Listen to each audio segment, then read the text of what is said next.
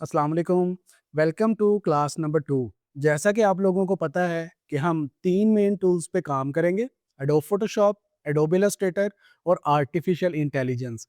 आज की इस पहली क्लास में हम एडोब फोटोशॉप का इंटरफेस देखेंगे। अक्सर स्टूडेंट्स का ये इशू होता है कि वो एडोब फोटोशॉप के इंटरफेस को अच्छे से अंडरस्टैंड नहीं करते। जब वो कोई असाइनमेंट या कोई प्रोजेक्ट कर रहे हों, तो उनको टूल्स के ऊपर ग्रिप नहीं होती है। कोई टूल अगर गायब हो जाए तो उनको वो टूल ही नज़र नहीं आता। तो पहली क्लास में मैंने सोचा कि आप लोगों को फ़ोटोशॉप का इंटरफ़ेस अच्छे से सिखाया जाए, ताकि अगर कभी आपको कोई टूल ना मिल रहा हो या कोई पैनल आगे-पीछे हो जाए, तो आप ईज़िली उसको मैनेज कर सकें। स्क्रीन पर जाने से पहले 2-3 चीज़ें हैं जो आप अपने ज़हन में रखें।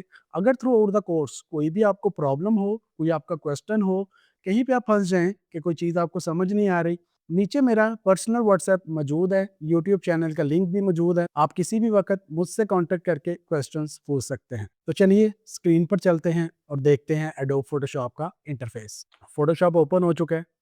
आप फाइल पे चले जाएँ, न्यू पे क्लिक करें, तो ये आपके पास एक विंडो ओपन होगी, जहाँ से आप एक नई फाइल क्रिएट कर सकते हैं। इसके अलावा अगर आप फाइल पर नहीं जाते तो एक और तरीका भी है, आप अपने कीबोर्ड से कंट्रोल एन प्रेस करें, तो फिर भी वही चीज़ आएगी। अगर आप ये भी नहीं करना चाहते तो सिंपल आप यहाँ न्यू फाइल पर क्लिक करें, तो ये आपको विंडो ओपन कर देगा न्यू फाइल लेने के लिए। न्यू फाइल लेने के लिए 2-3 चीज़ें इंपॉर्टेंट हैं। यहाँ पे आप अपनी फाइल का नाम रख दें, तो मैं यहाँ पे रखता हूँ क्लास 02। यहाँ पे आपने मेजरमेंट्स रखनी है। एक चीज़ यहाँ पे याद रखें कि जब भी आप कोई भी डिज़ाइन बनाएँ, वो विदाउट साइज़ नहीं होगा। फॉर एग्ज़ाम्पल अगर आपने स्क्रीन के लिए भी कोई डिज़ाइन बनाना है, तो उसको साइज़ देना पड़ेगा। अगर आप प्रिंट के लिए भी कोई चीज़ डिज़ाइन कर रहे हैं, तो वो विद साइज़ होगी। फ़ोटोशॉप में फाइल साइज़ेज़ के जो यूनिट्स हैं, वो इंचेज़ में हो सकता है, सेंटीमीटर में हो सकता है, मिलीमीटर्स में हो सकता है, पिक्सेल्स में होगा। तो जब कभी भी आप स्क्रीन के लिए कोई डिज़ाइन बनाएँ, तो कोशिश करें उसका साइज़ पिक्सेल्स में हो। तो यहाँ पे देखिए मैंने क्लास 02 फाइल का नाम रख दिया, उसके बाद अगर आप यहाँ पे क्लिक करें, तो ये आपको वो तमाम यूनिट्स दिखा देगा जिनकी मैं बात कर रहा था। पिक्सेल्स, इंचेस, मिलीमीटर्स, पॉइंट और पिकास। हम नॉर्मली पिक्सेल्स में काम करेंगे जब स्क्रीन के लिए करना है, इसको हम आगे चल के देखेंगे। तो अभी के लिए मैं पिक्सल सेलेक्ट कर रहा हूँ और यहाँ पर आप कोई भी साइज़ आप ले लें, फॉर एग्ज़ाम्पल मैं रख लेता हूँ 1500 बाय 1500। ये है जी रेज़ोल्यूशन। रेज़ोल्यूशन पिक्सेल्स पर सेंटीमीटर है, हम इसको पिक्सेल्स पर इंच रखेंगे और यहाँ पे ऑलरेडी जो ये रेज़ोल्यूशन दिखा रहा है वो 300 की है। रेज़ोल्यूशन क्या होती है, इसको भी थोड़ा-सा समझ लें आप। रेज़ोल्यूशन बेसिकली बोलते हैं क्वालिटी ऑफ इमेज। कोई भी इमेज जो आप स्क्रीन पे देखते हैं, वो डिफरेंट पिक्सेल्स के साथ मिलके बनी होती है। जितने ज़्यादा पिक्सेल्स हम किसी भी इमेज के अंदर ऐड करेंगे, इमेज की क्वालिटी उतनी बेहतर होगी। मैं आपको एग्ज़ाम्पल से समझाता हूँ।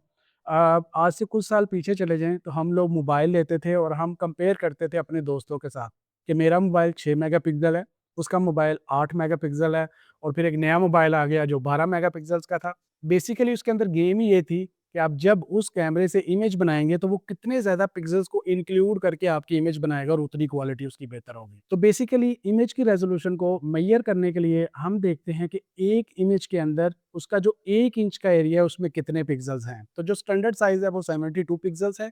यानी कि अगर एक पूरी इमेज है, उसके 1 इंच वाला जो पार्ट है उसके अंदर कितने पिक्सेल्स शामिल हैं। 72 पिक्सेल्स कम से कम 1 इंच एरिया में होने चाहिए जब भी आप कोई फ़ाइल लें तो। 72 पिक्सेल्स मिनिमम है, आप इससे ज़्यादा भी कर सकते हैं, 150 पे भी काम कर सकते हैं, 300 पे भी काम कर सकते हैं। नॉर्मल ये होता है कि जब हमने फ़ोटोशॉप की किसी फ़ाइल को प्रिंट करना हो तो फिर हम रेज़ोल्यूशन 300 भी रख लेते हैं, 500 भी रख लेते हैं। अब चूँकि हम जस्ट प्रैक्टिस के लिए ले रहे हैं तो मैं 72 पिक्सेल्स का यूज़ करूँगा। एक चीज़ और, जितनी ज़्यादा आप रेज़ोल्यूशन को इंक्रीज़ करेंगे, आपका सिस्टम उतना ज़्यादा डाउन होगा, यानी उसकी स्पीड उतनी स्लो हो जाएगी। तो कोशिश कीजिएगा कि अपने सिस्टम के मुताबिक आप पिक्सेल्स को सिलेक्ट करें। तो ये है जी रेज़ोल्यूशन, यानी 72 पिक्सेल्स 1 इंच के अंदर होने चाहिए।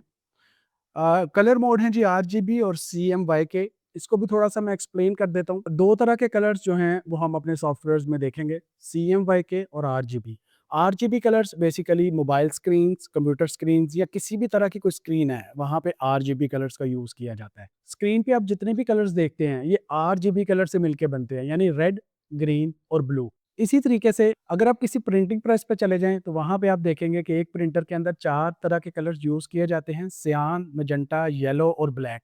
ब्लैक कलर को की कलर भी बोला जाता है और इसी वजह से ये जो कलर कोड बनता है, सीएमवाईके कलर्स बोलते हैं, कि जब भी आपने प्रिंट के लिए कोई डिज़ाइन बनाना है तो आपने CMYK कलर चूज़ करने हैं, और जब आपने स्क्रीन के लिए कोई डिज़ाइन बनाना है तो RGB कलर्स का यूज़ करेंगे। अब चूँकि हम स्क्रीन के ऊपर प्रैक्टिस कर रहे हैं तो मैंने यहाँ पे RGB कलर्स को सिलेक्ट किया।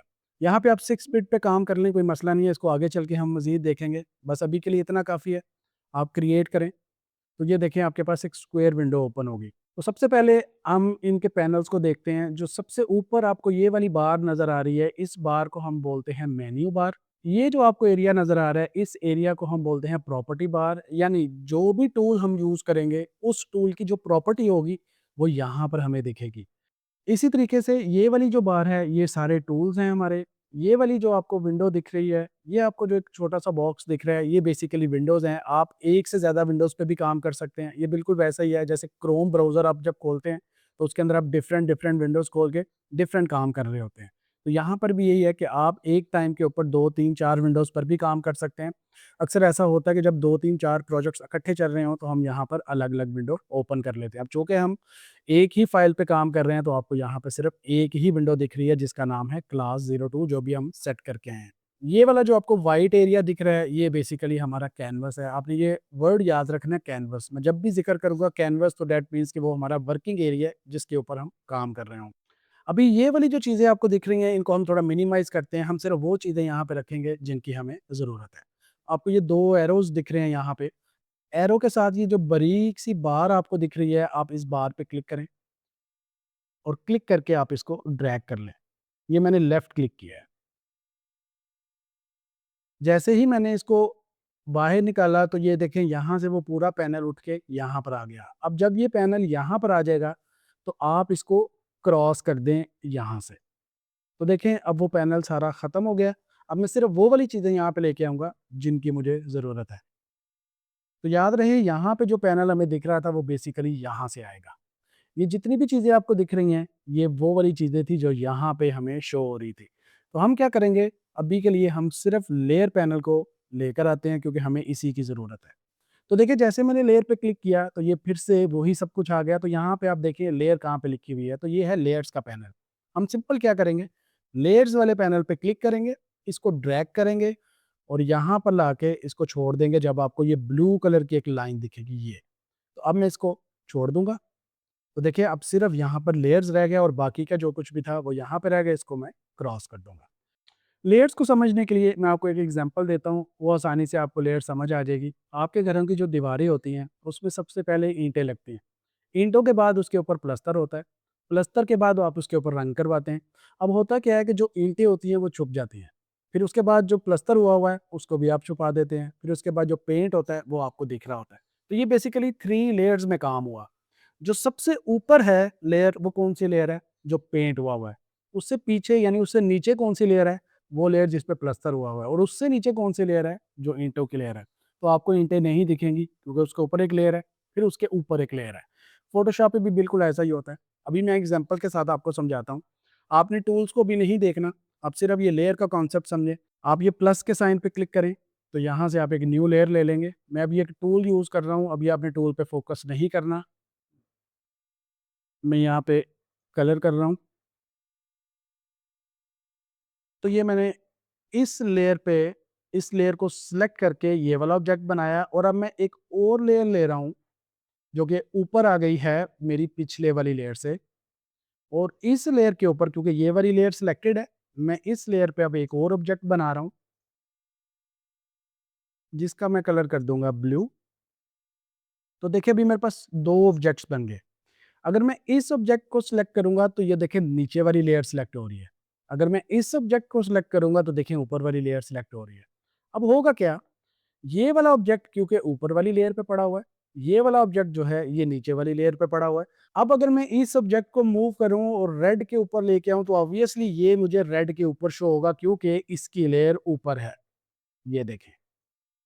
आप किसी भी वक़्त ये लेयर्स को इंटरचेंज कर सकते हैं। फॉर एग्ज़ाम्पल मैं लेयर 2 को नीचे ले आऊँ, ड्रैग करके और लेयर 1 को ऊपर ले जाऊँ।